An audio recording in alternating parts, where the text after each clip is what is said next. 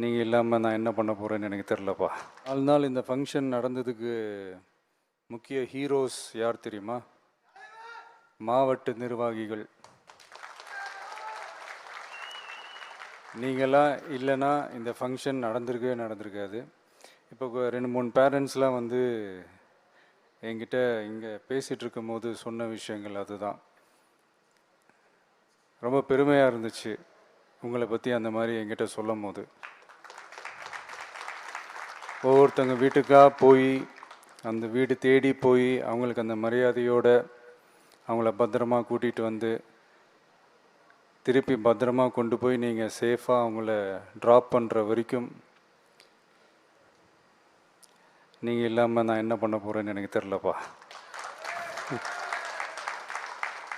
So again thank you all, thank you so much.